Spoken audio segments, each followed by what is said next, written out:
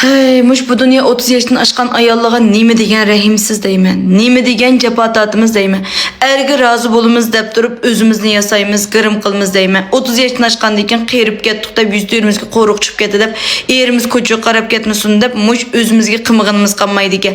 Yiliq ani uyda tutib qolamiz, balamizni yetim qilmaymiz deb turib, ish qilib, yiliq balni yetim qilish qat'iy bo'lmaydi deb turib, mijozimizni o'zgartirganmiz o'zimizga, yurish turishimizni o'zgartirganmiz o'zimizga, qiynanlar bo'lgan mijozimizni o'zgartirganmiz o'zimizga, har xil sabablardan bo'layotgan shu uydagi oraschilikning hammani o'zimizdan ko'rib, mendagi xatolik mening ustimda deplab o'zimizni o'zgartmizkan. Hatto miyalab purab qo'yayotgan ahvol bo'lib qolsin. Mushu sabab tufayli erim ko'cha qarab ketdi deb hatto mishalarni operatsiya qilib mishalarni o'ngshaymizga. Uning ustiga hozir bir qizal gapibdi, qizlar menga to'yanki o'rinimni mundaq ko'z qo'ya, mundaq lavlarni mundaq kesib operatsiya qilib, shuni o'ngshab mundaq qilib aytgan bo'ladi ekan. Shuni qilsam ularmi erim adidan ziyada ko'cha qarab ketib bordi deb. Nima javob dedim, endi o'zingiz biling dedi. Uningga men gap qilmayman, mening ularga maslahat bergan hech qanday yo'lim yo'q. Shunlash deb qoldim.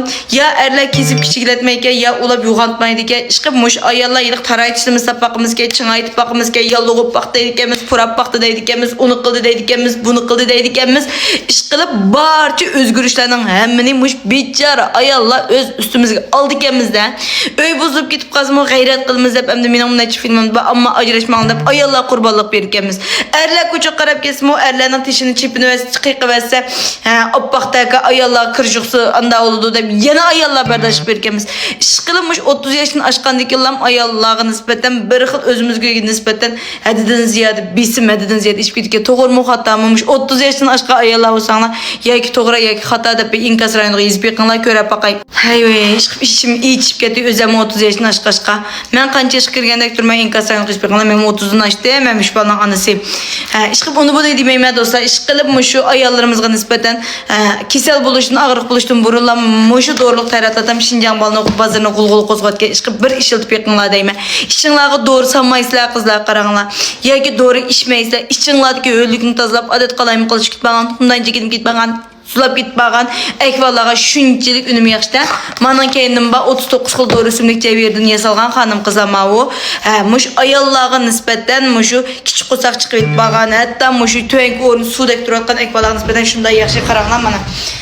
Mana mening o'rixliga oldi, mana sizlar ko'z tuman o.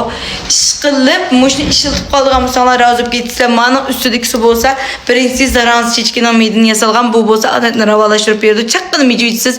Ikkinchisi bo'lsa, mushi anningki qiziqining meydin yasalgan, men ochiq deb aytmay, bu bo'lsa o't qiziq qilib berdi. Ma bo'lsa, xanim qizlar zapaniki